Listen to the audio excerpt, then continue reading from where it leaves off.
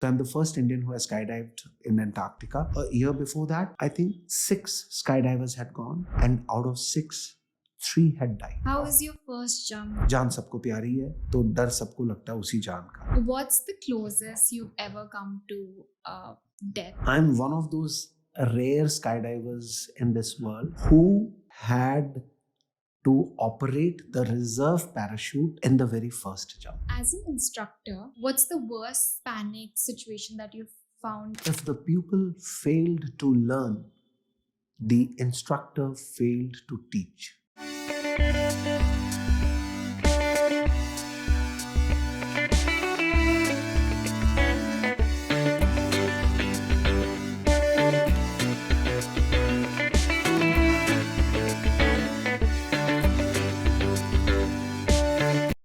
Welcome to Dopamine High. Thank you so much. How are you feeling today? Good. Nice. And how's the Josh? Josh is always good. Josh is always high. फौजी का जोश कम नहीं होता. So can you please introduce yourself for the audience? I'm Group Captain Kamal Singh Oberh. I'm a retired Air Force officer. I served in the Air Force for about 26 plus years, and after that I took premature retirement. I'm son of soil. I belong to Jammu, and I come from a village called Gajansu. Okay. Yeah, it's very close to the border. And my father was a fauji. My grandfather was a villager किसान गांव में खेती बाड़ी उनका काम था. And because my dad was a फौजी, तो इनफैक्ट मैं तो कहता हूँ कि मेरी पैदाइश भी मिलिट्री हॉस्पिटल की है एक्चुअली, अमृतसर की. So you know I have been moving all over the countryside along with my father whenever he has been going on posting from one place to the other. One day I was just calculating, I think by the time I finished class 12th, I had already changed 10 schools, I guess. Okay. So, बहुत जगहों पर, you know, started schooling from some place and ended up finally somewhere else. So, ऐसे करके. After my graduation, I took admission in Jammu University in the Department of English, and I started pursuing masters in English. But that was the time when I also got selected to join the Indian Army. And I also got selected to join the Air Force, but the Army Academy was starting pehle, so I didn't take a chance. I joined the Officers Training Academy at Chennai, which churns out Army officers. And while I was undergoing training to become an Army officer as a gentleman cadet at Chennai, that's the time when I got my joining letter for the Air Force. And in my family, actually, everybody has been from the Army background. So it was on my elder brother's advice, who himself was in the Army that time. He's retired now.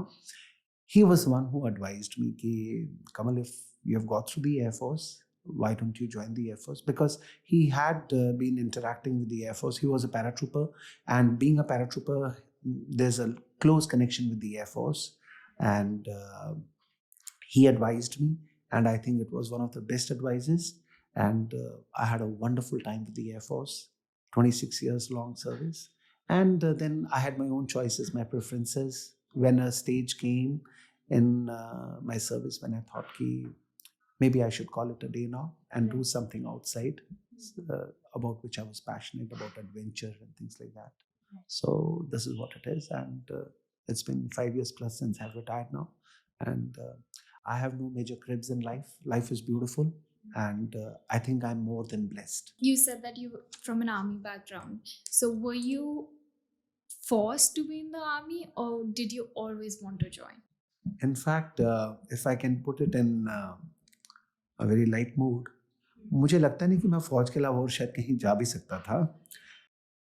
होता क्या है कि जो फौजी के बच्चे होते हैं, we are groomed and our environment. In fact, फौज एक अलग civilization है. Right. हमारे देश में फौज एक अलग कल्चर है, एक अलग दायरा है उसका अपना. The way फौजीज think, the way they work, the way they live, the way they communicate and they go about things in their life. फौज एक अलग माहौल है. हम लोग जब उस माहौल में पढ़ते हैं, बड़े होते हैं, so that becomes our first love, you know. That becomes our first love. और फिर जैसे बाकी लोगों को एक जुनून होता है यूनिफॉर्म का, बॉर्डर का, and you know that is a time when you have to decide कि फौज में आना. तो this is totally by choice, certainly not by compulsion. मुझे नहीं लगता कि फ़ौज के अंदर कोई भी बाय कंपल्शन आता होगा या कोई पेरेंट्स कहते होंगे कि नहीं तूने फ़ौज में ही जाना और something like that. I don't think that happens, but it was definitely by choice. And honestly speaking शायद कभी सोचा ही नहीं किसी और प्रोफेशन में जाने के लिए, to be very honest with you. As you mentioned that you're into adventure, so can you tell some of the adventures that you've done in your life? Yes, adventure has been a very, very major part of my life, and I think it all started when I was in school itself. I remember, like I told you, being a Fauji's kid, we have been moving all over the countryside, So I was in class fifth की बात है ये. That time we were in a place called Sikandrabad. Okay. And जो हमारा friend circle था, I remember my first exposure with adventure was during that time. हम लोगों ने छुट्टी वाले दिन वो डबल बेडशीट वाली चादर ले जानी और वो फौज के अंदर एक टिपिकल डंडे आते हैं जो बेड के साथ लगते हैं मच्छरदानी टांगने के लिए.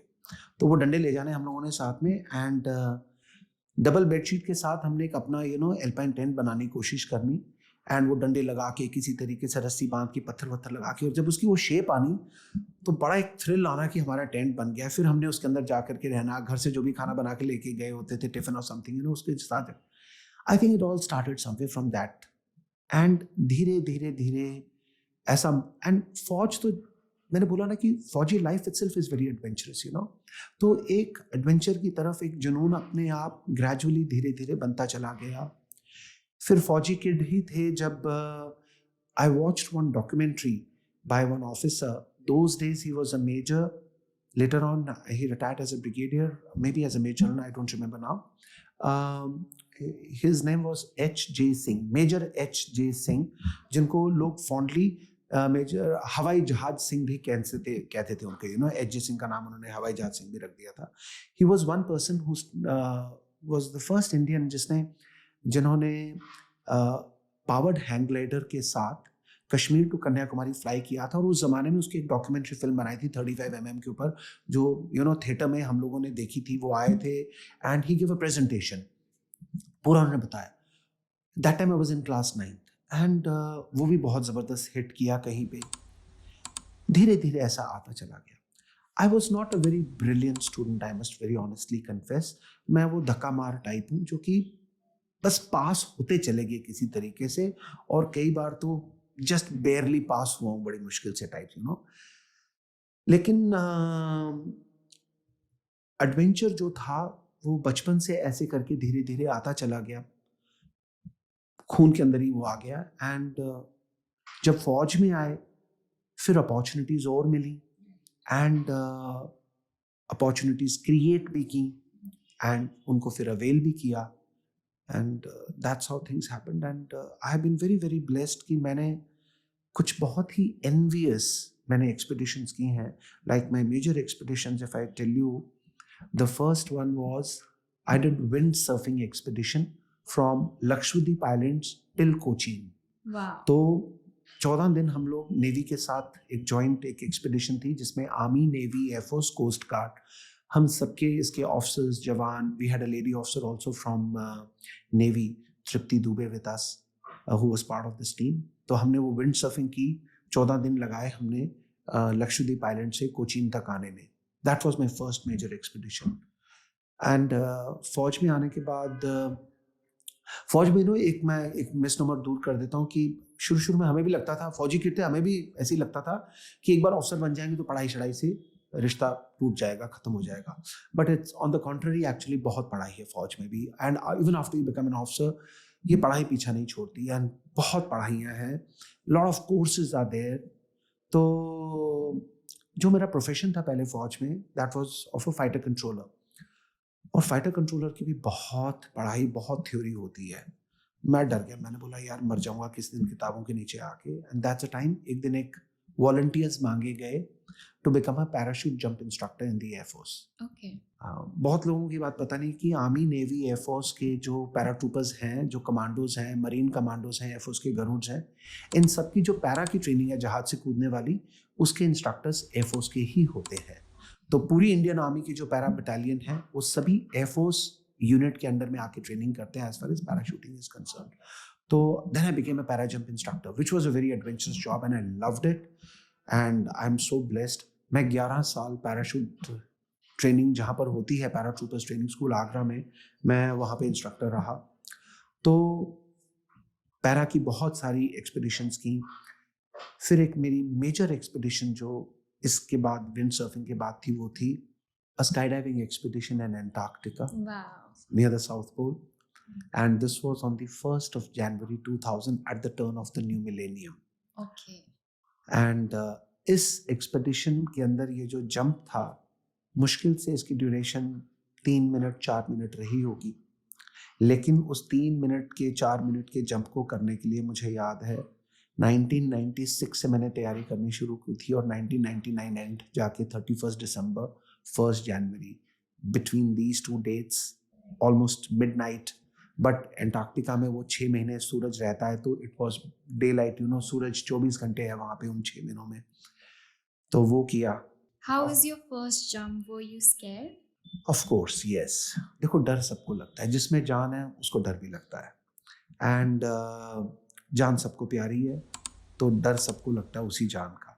तो जो फर्स्ट जंप था That was scary. I remember. In fact, मैं पहली बार जिंदगी में बैठा ही तब था जहाज में जब मैं पैराशूट जंप इंस्ट्रक्टर बनने की सिलेक्शन के लिए गया.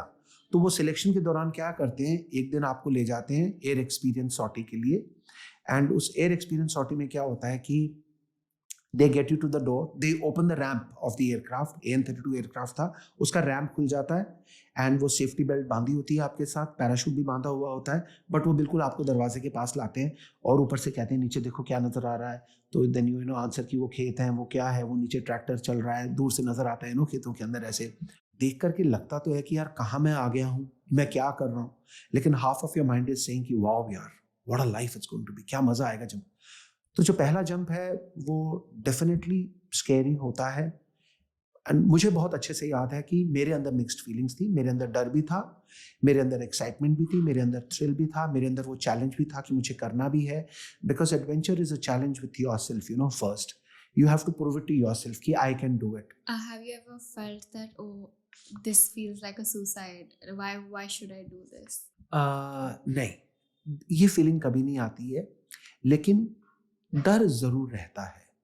देखो होता क्या है कि jumps, it is just not that कि you take a parachute and you go and you jump. Parachuting is a mode, it is a means of conducting an operation.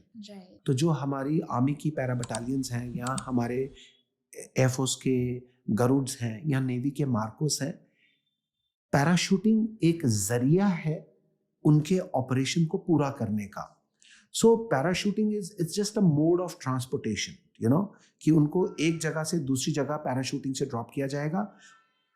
वहां पहुंचने के बाद नीचे, चाहे पानी में या जमीन पर पहुंचने के बाद, उनका ऑपरेशन उसके बाद स्टार्ट होता है actually.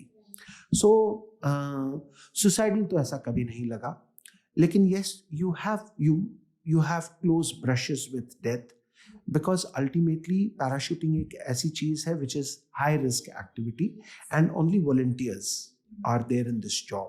So after skydiving, what was the next adventure that you went into? Primarily, I have excelled in aerosports only, but I did try my hand with a couple of other things also. Like I told you, in fact, I was already a parachute jump instructor, but my first major expedition was that of wind surfing.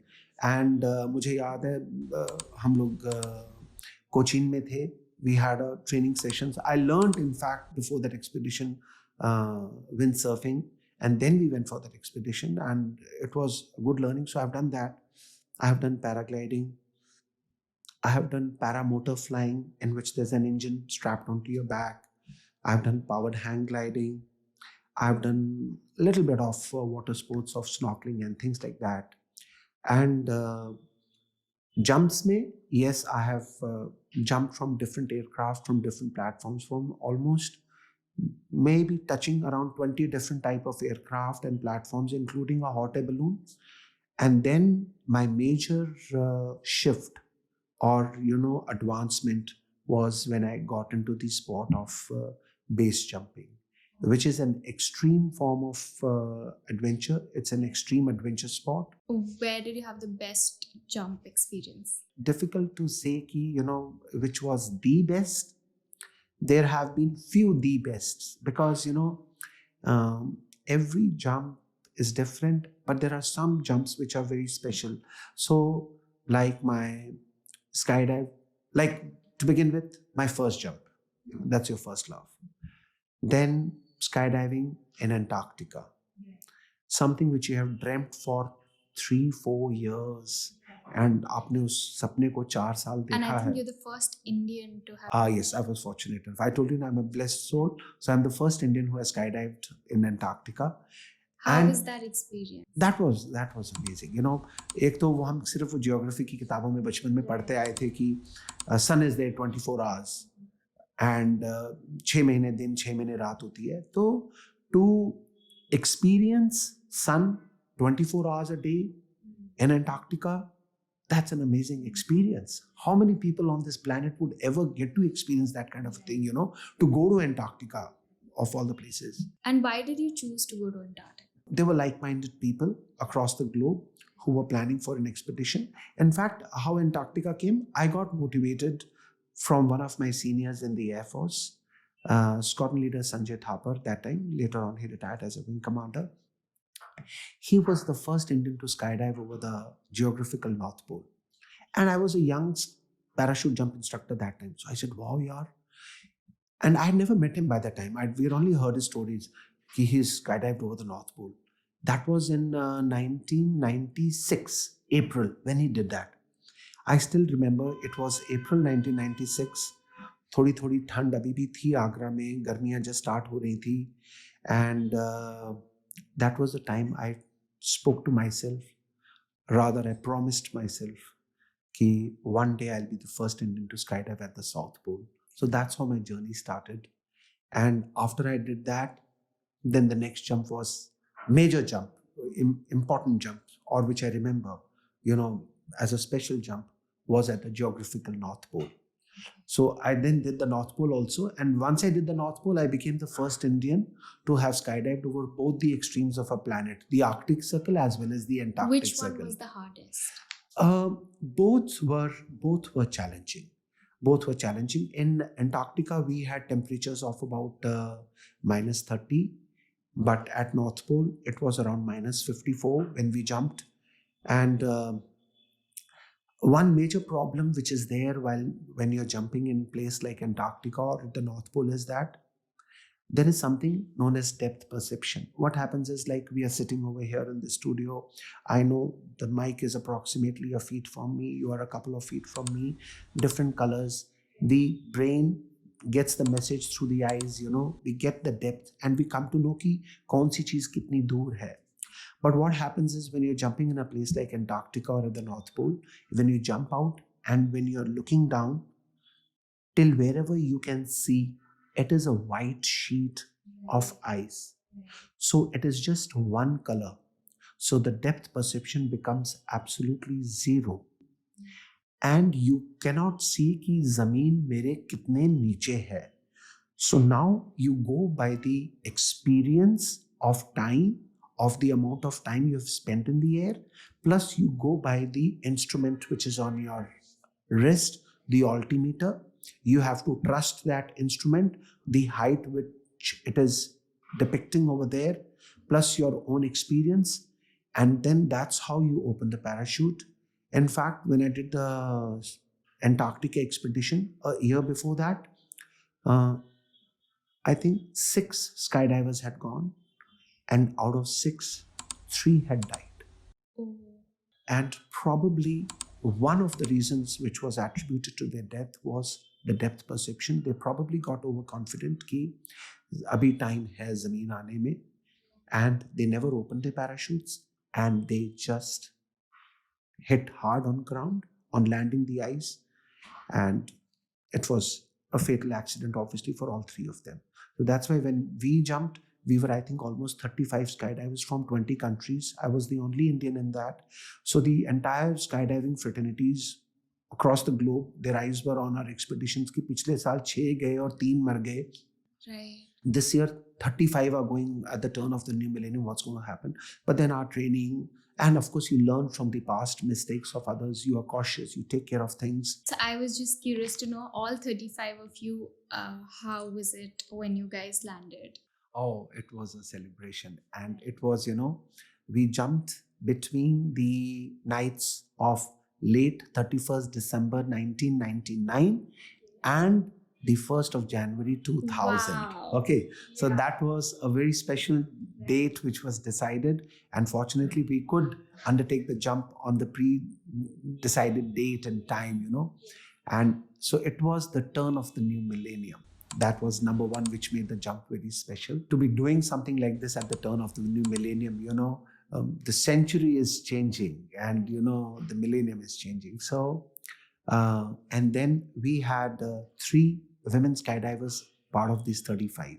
So there were 32 male members and there were 3 ladies. Wow. One was from America and there were 2 ladies who were from Denmark, Netherlands. So they and then I was the only Indian in that. Probably at that time, I was one of the youngest members. There was another young guy from Japan that time. And it was a celebration. What's the closest you've ever come to death in the sky? I have brushed with death, I think, on 1, 2, 3 occasions. 3 occasions. And once I had a very bad injury. So starting with near-death experiences, I'm one of those rare skydivers in this world Touch wood. who has had to operate the reserve parachute in the very first jump. Okay, now what happens is, skydivers all over the world, we jump with a set of parachutes. So there are 2 parachutes, main parachute and an emergency parachute, or what we call as a reserve parachute. So there are these 2 parachutes.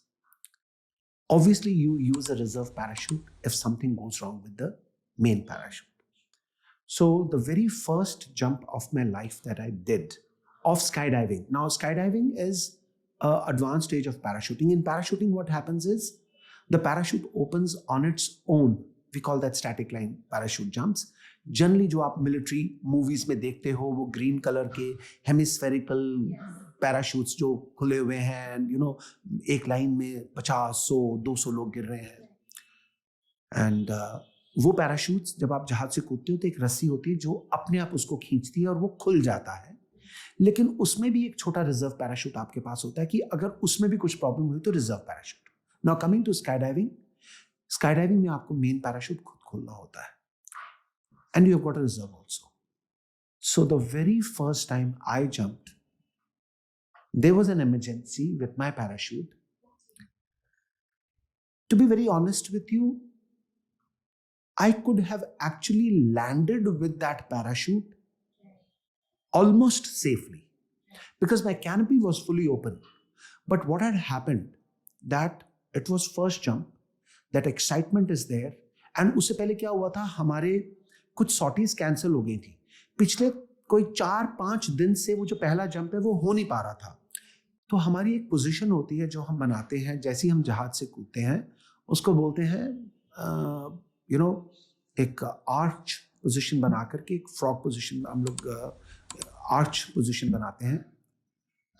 And वो position जब हम बनाते हैं, अगर वो बहुत tight बन जाती है तो थोड़ी सी बफटिंग होने लगती है. जब हमारी बॉडी ऊपर नीचे ऐसे स्विंग होती है, हम नीचे भी गिर रहे हैं और नीचे गिरने की speed is almost 200 kilometres per hour. That's the kind of speeds we touch.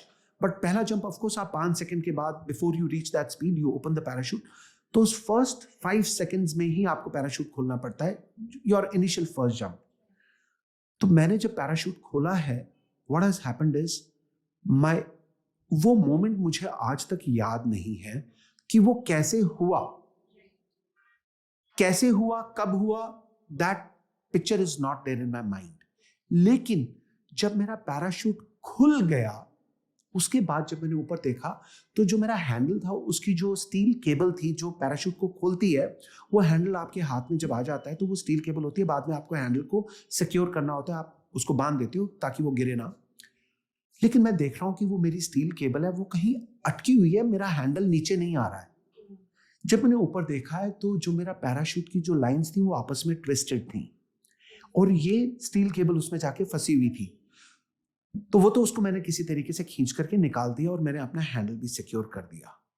अगर मैं चाहता तो मैं उसी पैराशूट के साथ नीचे आके लैंड कर सकता था, जो मैंने काफी बाद में इस बात को जाना और इंस्ट्रक्टर्स ने भी जब मैं नीचे आया तो मुझे बताया। जो मेरा मेन इंस्ट्रक्टर था, अच्छा जो हमारी स्टिक होती है, स्टिक बोलते हैं जो ग्रुप ऑफ जंपर्स जब जहाज से हम लोग निकलते हैं, तो मेरी स्टिक में मैं आखिरी बंदा था कूदने वाला। तो जो मेरा इंस्ट्रक्टर था मास्टर वारंट ऑफिसर दास, वो खड़े थे वहां पे दरवाजे पे और उन्होंने देखा है, एंड बिकॉज मैं लास्ट बंदा था तो उन्होंने पूरा काउंट किया है, 1000, 2000, 3000, 4000, 5000 पुल। उन्होंने मेरा पैराशूट खुलते हुए भी देखा है। अच्छा, जब मेरा पैराशूट खुला है तब तक 5 सेकंड हो गए, तब तक जहाज ने भी टर्न करना शुरू कर दिया, तो मैं उनकी साइड से भी आउट हो गया। वो जब नीचे ग्राउंड पे लैंड किए तो वहां पे तब तक मैसेज गया कि कमल सिंह साहब ने रिजर्व पैराशूट खोला है। तो उसने किसी के साथ बेट लगा ली कि बोला हो ही नहीं सकता क्योंकि मैंने उनका पैराशूट खुलते हुए देखा है ऊपर से जहाज से। कहता मैं शर्त लगा सकता हूँ वो नहीं हो सकते, कोई और होगा। तो लोगों ने बोला नहीं, कमल सिंह ने खोला। तो हुआ क्या कि मैं पैराशूट को देख रहा हूं।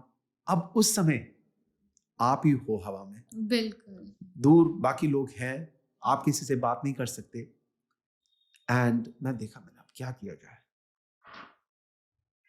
अब इमरजेंसी तो वो है, लेकिन एक ऐसी इमरजेंसी जिसके साथ मैं नीचे आ सकता था, but maybe I was not aware कि ये इमरजेंसी, हमारे को हर इमरजेंसी बताई जाती है, सिखलाई जाती है, सब कुछ होता है, लेकिन फॉर सम रीजन ये एक ऐसी इमरजेंसी थी जिसको उस तरीके से टच नहीं किया गया था।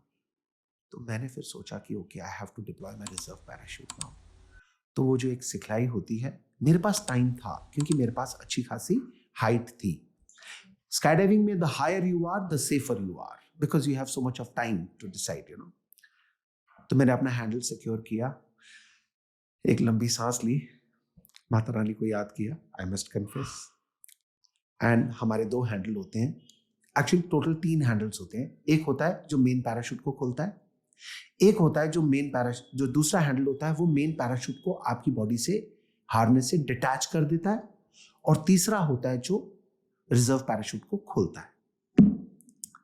मैंने मेन हैंडल को पहले सिक्योर किया, बांधा उसको,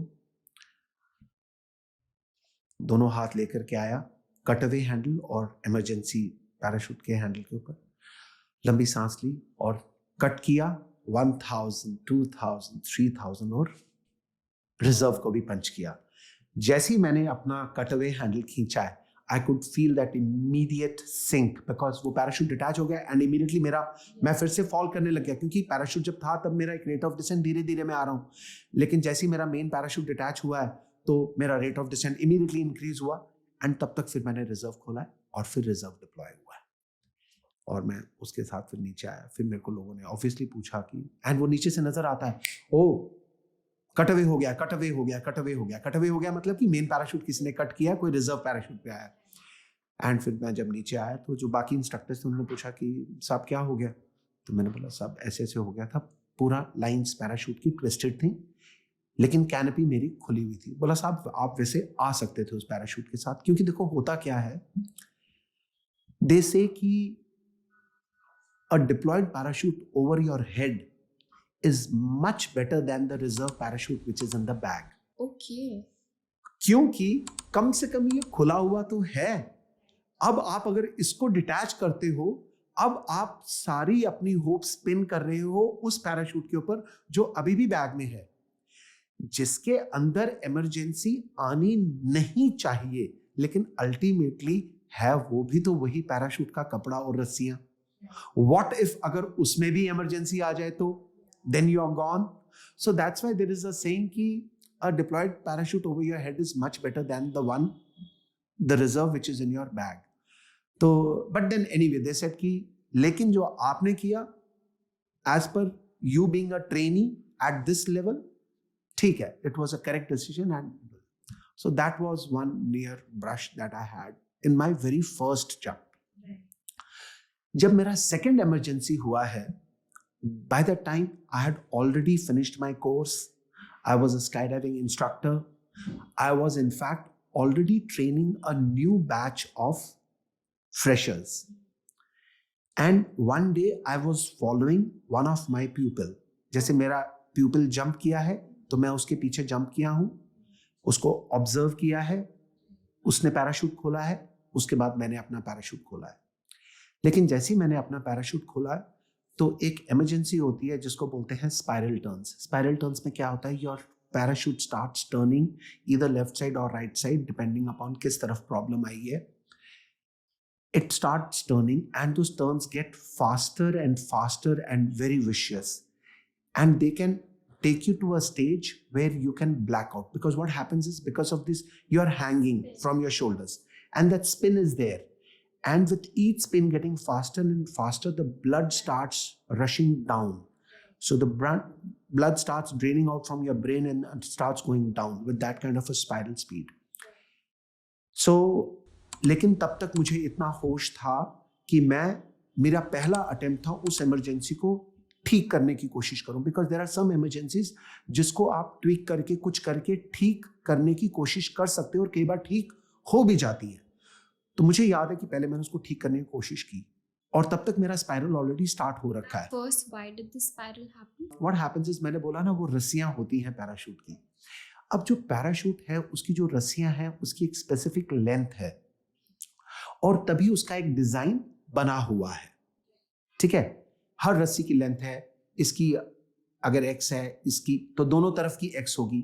ये अगर x प्लस 2 इंचेस है तो दोनों x प्लस 2 इंचेस होंगी, x प्लस 3 इंचेस, तो बराबर एक सिमेट्री बनी होती है. लेकिन वो जो रस्सियां होती हैं अल्टीमेटली, मैंने बोला उसको पैक करके एक छोटा सा बैग बनता है पैराशूट का, छोटा सा. अब वो रस्सी खुलते समय अगर वो आपस में एंटेंगल हो जाए तो क्या होता है कि एक साइड एक जंबल बन जाता है. तो जो पैराशूट का डिजाइन है वो चेंज हो जाता है. पैराशूट को लगता है कि मेरी लेफ्ट साइड की लाइंस खींची हुई हैं तो अब मुझे लेफ्ट टर्न करना है, तो उसको पैराशूट स्टार्ट्स टर्निंग ऑन. हम कैसे पैराशूट को टर्न करते हैं, हमारे पास एक कंट्रोल लाइन होती है. हम लेफ्ट को खींचते हैं जब, तो इस तरफ थोड़ी सी डिफॉर्मिटी होती है और पैराशूट लेफ्ट टर्न करता है. हम राइट वाली खींचते हैं, इस तरफ थोड़ी सी डिफॉर्मिटी होती है and parachute starts turning to the right. अब जब एक साइड की लाइन सी पूरी क्रम्पल होकर के गांठ लग गई उसको and that not is not coming out, now the parachute starts turning towards that side. And अगर आप उसको जर्क मारो, लाइंस को पकड़ करके खींच करके, देयर आर टाइम्स जब वो खुल सकती है, बट देयर आर टाइम्स जब वो खुलती नहीं भी है. नाउ मेरे केस में मैंने कोशिश की लेकिन वो नहीं खुली. एंड मेरे वो जो टर्न्स थे वो साइमल्टेनियसली ऑलरेडी उसमें स्टार्ट हो रखे हैं. And that was the time then when I had to take a decision कि okay, because a time comes when you have to decide कि not with this parachute now. Because उसके साथ अगर मैं उस पैराशूट के साथ लैंड करने की कोशिश करता, पहली बात है मैं लैंड तो कर ही नहीं सकता था, मैं ऑलरेडी टर्न में था, मैं टर्न में आना था. शायद नीचे पहुंचने से पहले ही मैं बेहोश हो चुका होता. And then the spin was so fast that I would have definitely broken my bones और इवन डाइड डिपेंडिंग अपॉन मैं कहाँ. सो ये एक ऐसी इमरजेंसी थी, एक ऐसी स्टेज आ गई थी कि जब मेन पैराशूट को डिटैच करना ही पड़ा मुझे. And of course then I still remember उस विशियस टर्न्स में एक स्पाइरल टर्न हो रहा है. The moment I pulled my cutaway handle, I remember, मुझे याद है मैं दूर ऐसे गया हूँ क्योंकि ऑलरेडी एक स्पीड मेरी बनी हुई थी, तो दूर गया. एंड उसके बाद of course While talking to you, I was just wondering, I've done a skydive in Switzerland, and I was thinking, why can't we have something like this in Jammu and Kashmir? Kashmir is beautiful, and if we have something like this in Kashmir, that would just be an extra add-on to our tourism. Yes, tandem skydiving is a very, very awesome vertical for adventure tourism. There's no doubt about it. And you have experienced it yourself, and in one of the best places on this planet, in Switzerland. You have seen it. Kashmir also offers that kind of a background, and it could be amazing. But fortunately, unfortunately, what has happened is, okay, let me try and explain to you this way. इस दुनिया में जितने भी adventure sports हैं ना, और just think of it, जितने भी एडवेंचर स्पोर्ट्स हैं, okay, before that one more thing, हमारे देश में we are very proud of its rich heritage, the culture, the music, the food, the clothes, the civilization, our scriptures, our religions. We are proud of all these things. So we have something to feel very proud of. Cut to now, coming to adventure. इतना कुछ है हमारे पास, लेकिन unfortunately एक भी ऐसा adventure sport कम से कम I have not been able to figure out जिसकी ओरिजिन हिंदुस्तान में है, इंडिया में है। एक भी ऐसा एडवेंचर स्पॉट नहीं है। What does that mean? That means by a civilization itself, the culture, जो हमारी तस्वीर है, वो एडवेंचरस नहीं है। Any adventure sport you see in the world और which is there in India now, whether it is land adventure sports, water adventure sports, or air adventure sports, none of these have their origins, their birth in India. ये सब बाहर से आया है. So we are still getting used to adventure. Adventure एक साइक है, एक मानसिकता है. आधे लोग आपको बोलेंगे पागल हो क्या, मरना है क्या? That's the first reaction people will give you. That's the first reaction, you know. You cannot blame them also because उन्होंने देखा ही नहीं है, उन्होंने एक्सपीरियंस ही नहीं किया है. सो एडवेंचर टूरिज्म के अंदर to get something like tandem skydiving, one, skydiving is a very very expensive sport. Then if you have to do it from a platform like helicopter, it becomes further expensive because helicopter has a limitation of the number of people it can carry vis-a-vis a fixed wing aircraft. So idea तो बड़ा अच्छा है, लगता भी बड़ा अच्छा है, कल को अगर होगा तो होगा भी बड़ा अच्छा, लोग आएंगे भी, ऐसी बात नहीं है कि पैसा नहीं है लोगों के पास. अभी धीरे धीरे the younger generation which is there today, they are inclined towards adventure and it's a very good thing, it's a very positive sign, it's a good sign. But इसमें समय लगेगा. The government has a very very different take on it.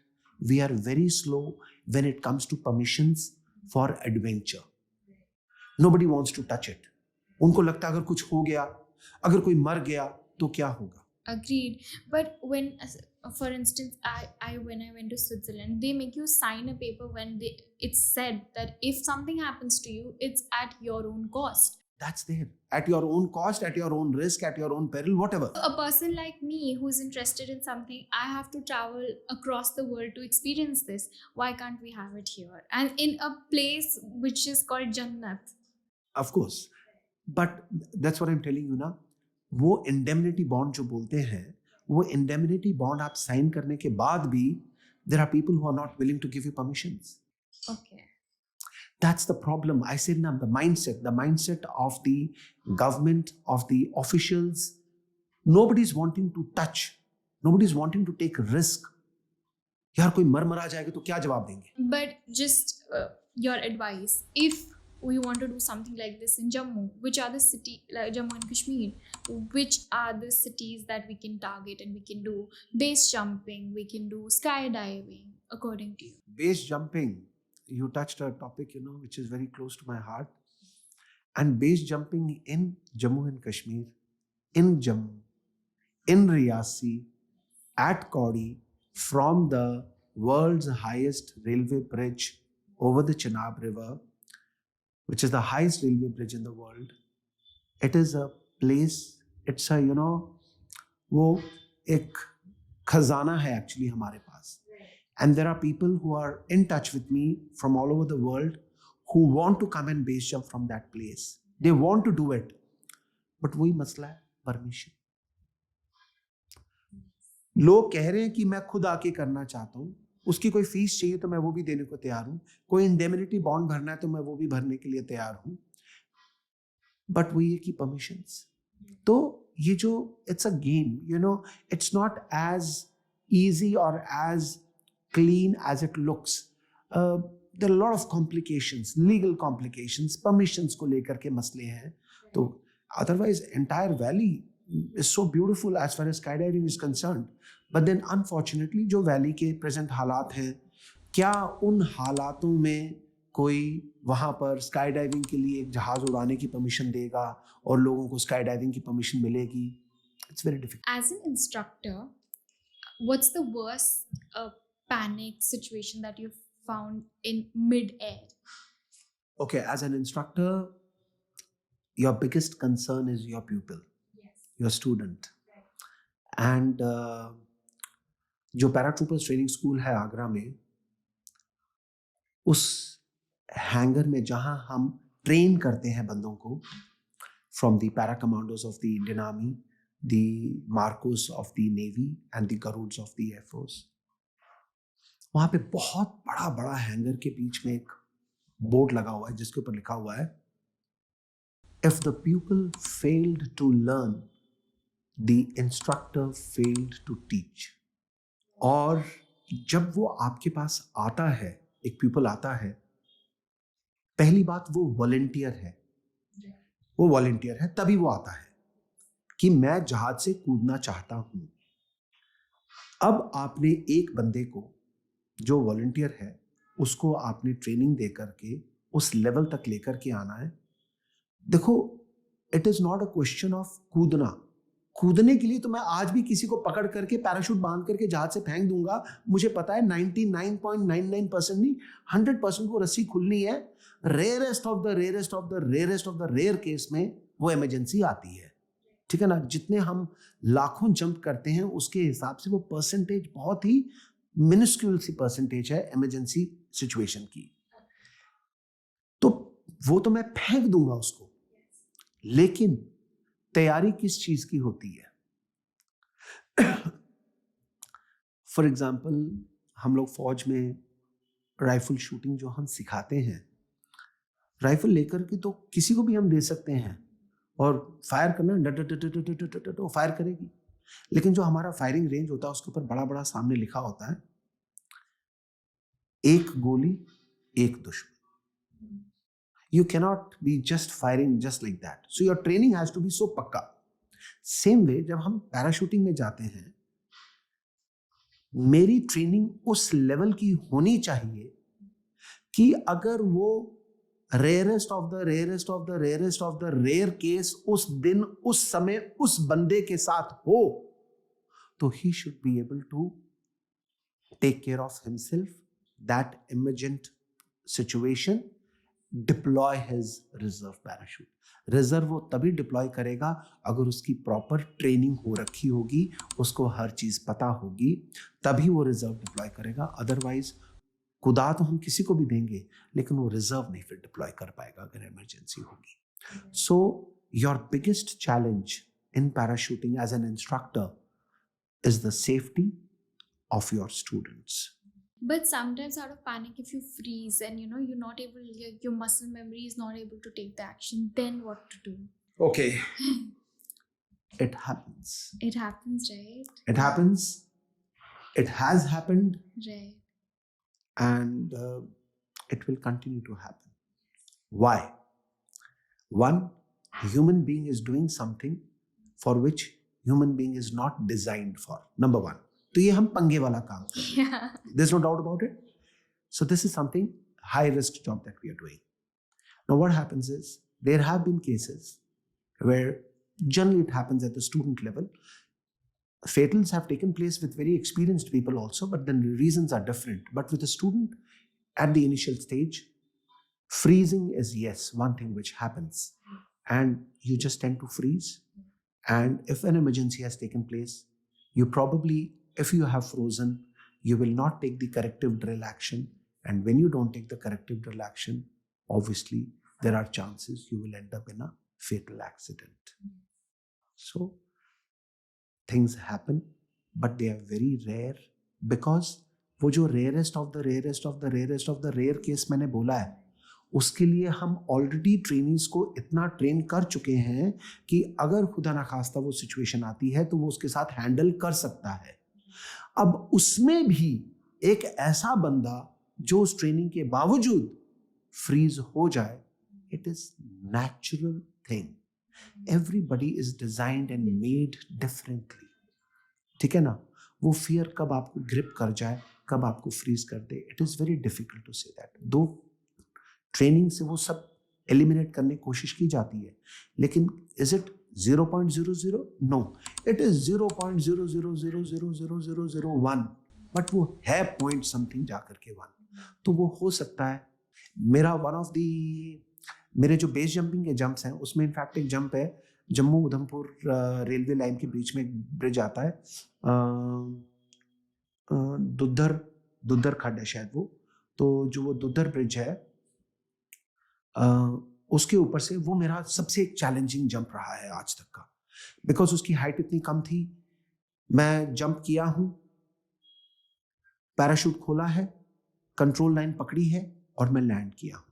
In 7 seconds, everything happened. In 7 seconds, jump, opening of parachute, and me touching on the ground.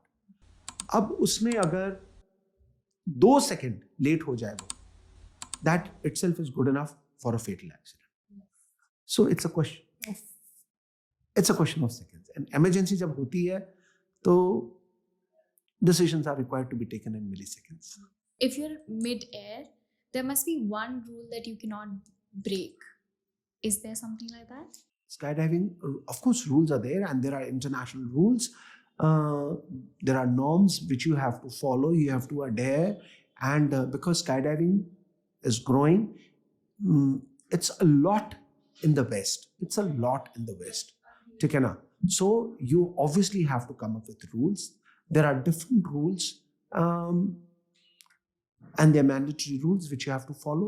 If you don't follow, you could, be deprived of your license for skydiving in different drop zones. So, like for example, firstly, you need to have proper training to be able to undertake that. You need to have a proper gear. Now, the main parachute, 99% your main parachute is packed generally by you, by the jumper himself or herself. So main parachute मैं खुद pack करता हूँ, but the reserve parachute I'm not supposed to pack. It is packed only by a qualified rigger who can pack reserve parachutes. So there is a special guy, there's a special person.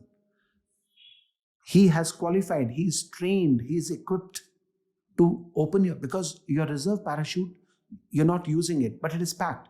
But for how long will you keep it packed? So there are, for example, its time limit is 6 months. After 6 months, you take it out, you hang it for a day, you let it breathe, and then it has to be packed again and put into the bag. It will be done only by an expert. Understood. So these are the rules which you have to follow. Then when you are in the aircraft, you follow certain rules. When you are jumping out, there are rules that you have to follow.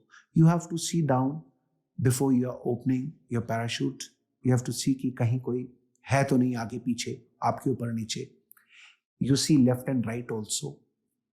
ठीक है? It shouldn't happen that you are colliding with somebody in the air, because it has happened. People have collided in the air before their parachutes have opened, and people have collided in the air after their parachutes have opened. So you just cannot be, because when you're jumping at a drop zone, you may be 10 people, 15 people, 20 people at the same time in the air. So you have to look out. You've been adventurous all your life.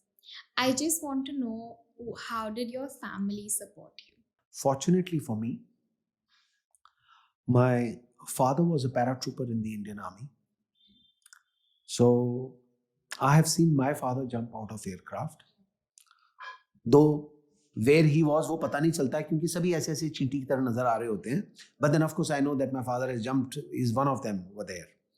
So I have seen my father jumping out of an aircraft. My elder brother, he is 9 years elder to me, and he is also a paratrooper from the Indian Army.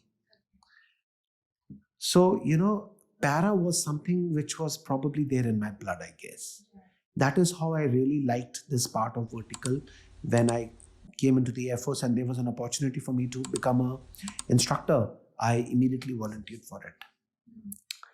As far as my wife is concerned, she's also a Fauji's daughter, but then she spent most of her time in Jammu itself, studying here in school and college.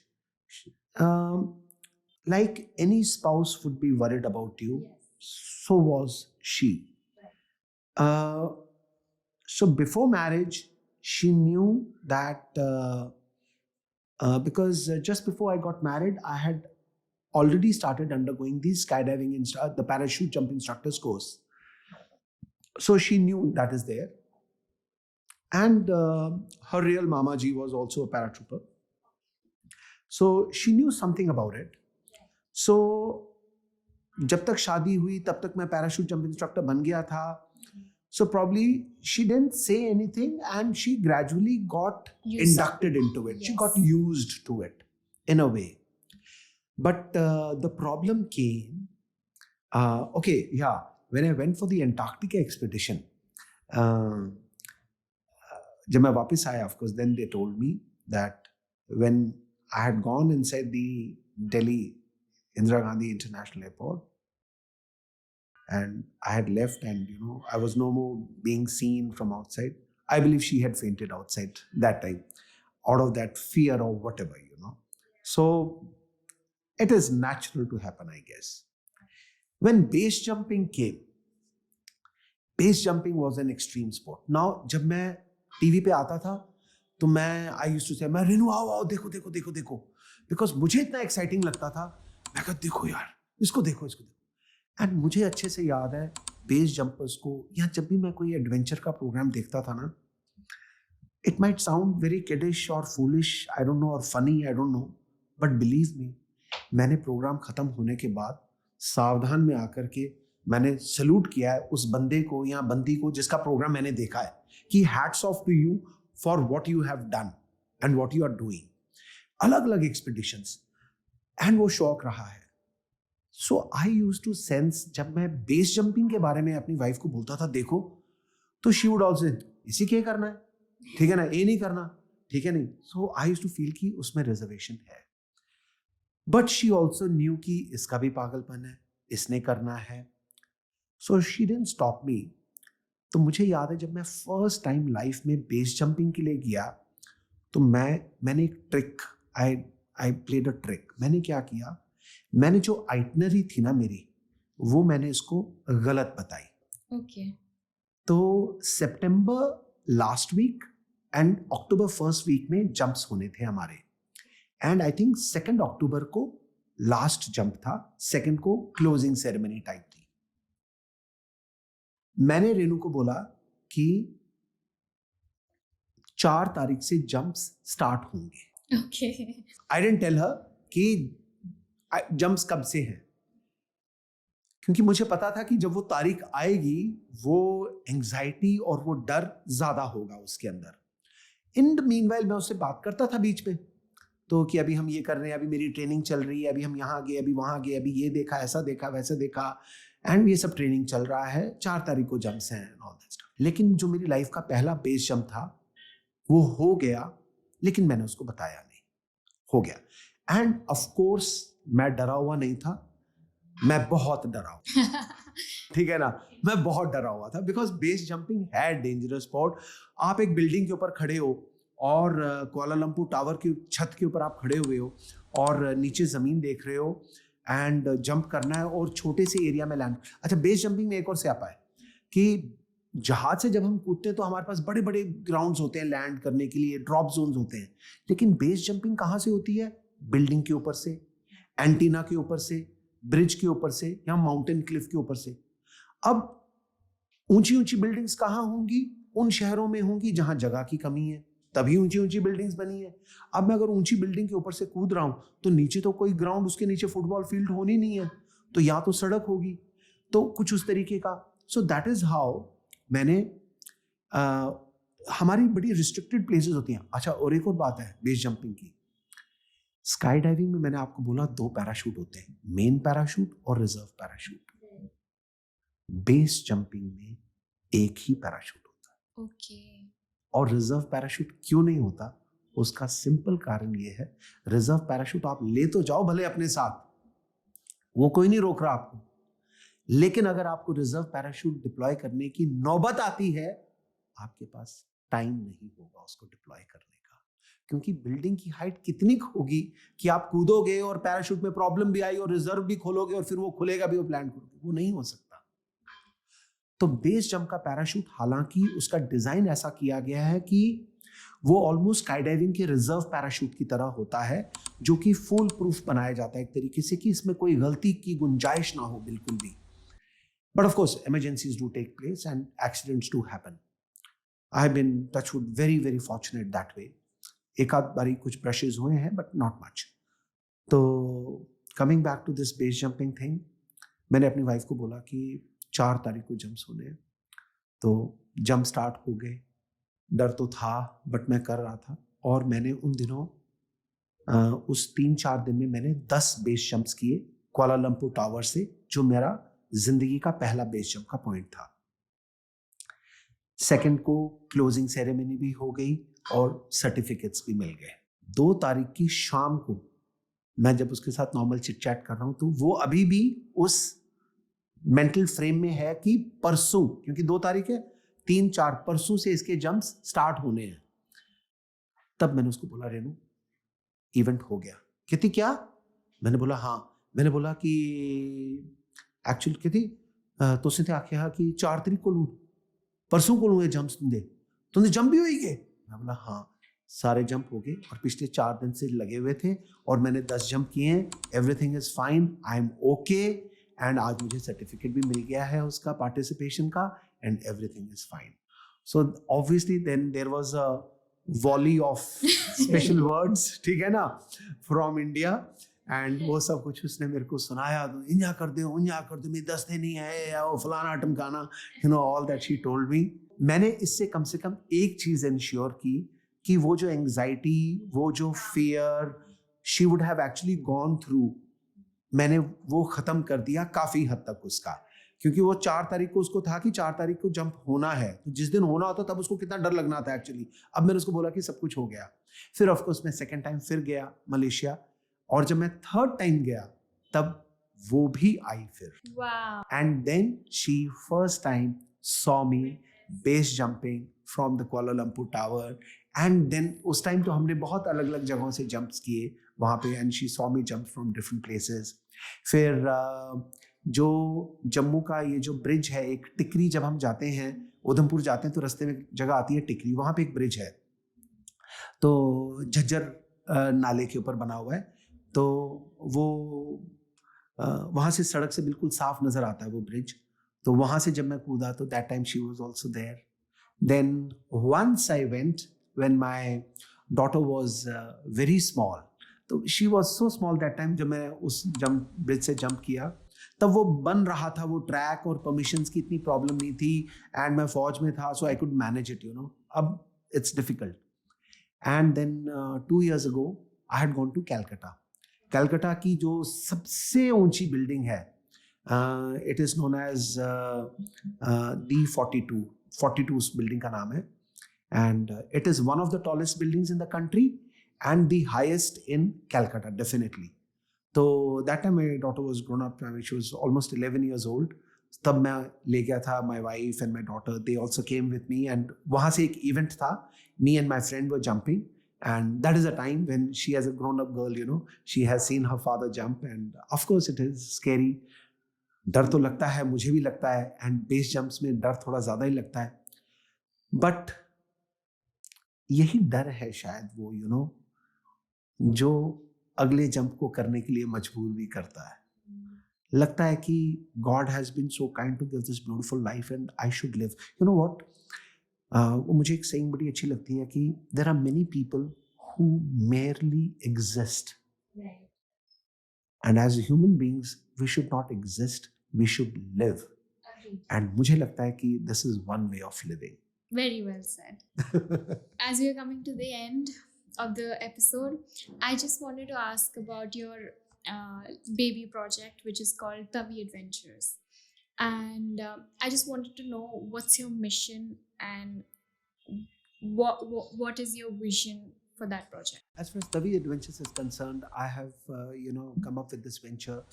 Basically, I I think in my own way, like I'm primarily, my forte is adventure. And if at all I have to give back something to the society, I think I could do something in this field. And मुझे बहुत genuinely लगता है कि हमारे बच्चों को adventure की तरफ उनका रुझान होना चाहिए. They should be inclined towards adventure. It is very important. Adventure is like that tadka in your sabzi, in your dal. बिना तड़के के वो कहते हैं मजा नहीं आया, इसमें तड़का नहीं लगा है. That is what that tadka does to your life of adventure into your life. And it is very important that our children, these young boys and girls, they develop a liking for outdoor activities. And whether it is land adventure sport, aero adventure sport, or aqua adventure sport, whatever it may be, let that sport be anything. But किसी तो एक चीज में ये लोग घुसे.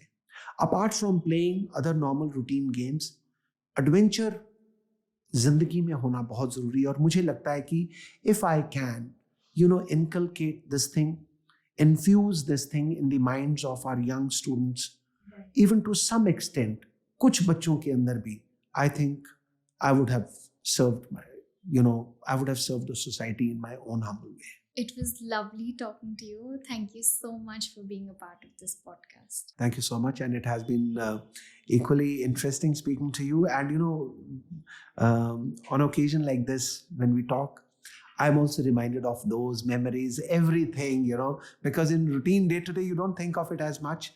But then I also feel good thinking about those days. And it is amazing. It is, I enjoyed as much telling you, as much I have enjoyed doing them. I enjoyed listening. Thank you so much. Like, share, subscribe to Dopamine High. Thank you.